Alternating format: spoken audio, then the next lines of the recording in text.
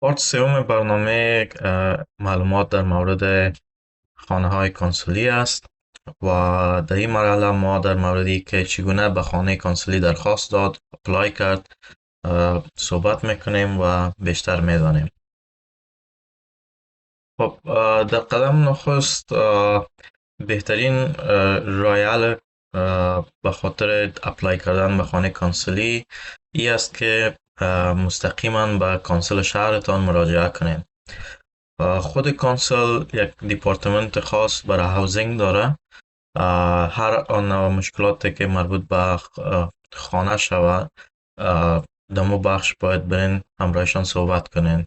چی اگر هوملس یا بی خانمان هستین، اگر مشکل با خانه تان دارین یا میخواین به خانه کنسولی درخواست بدین، بهترین راه حلش همین است که به کانسل رفته و درخواست کمک کنین.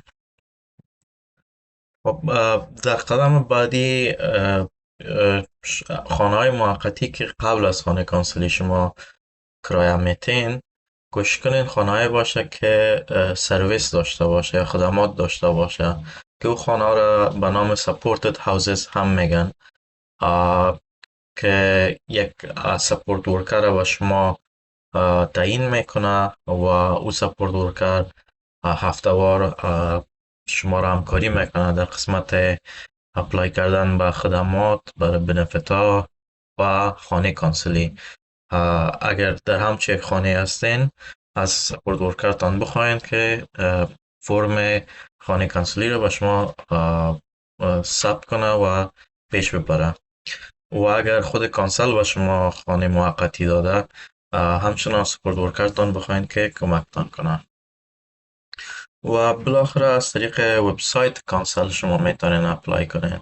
خب هر کانسل که هست در یوکی وبسایت خود داره و شما در قسمت اپلیکیشن فور کانسل هاوزز اپلای کنین. نظر به امو کانسل خود، وبسایت کانسل که شما زندگی میکنین را پیدا کنین و در گوگل فقط صرفا نوشته کنین هر کانسل که زندگی میکنین اپلیکیشن یا اپلای فور کانسل هاوزز. بعدا فرم میته، با فرم شما خانه پوری میکنین. سوالات زیاد پرسیده میشه در فرم که اونا کوشش میکنن بفهمن در کدام کتگوری قرار داره وضعیت یا پرایوریتی شما و شما را چقدر در کدام تایمینگ بگیرن. خب از این طریق هم چنان میشه که به خانه کانسولی اپلای کرد.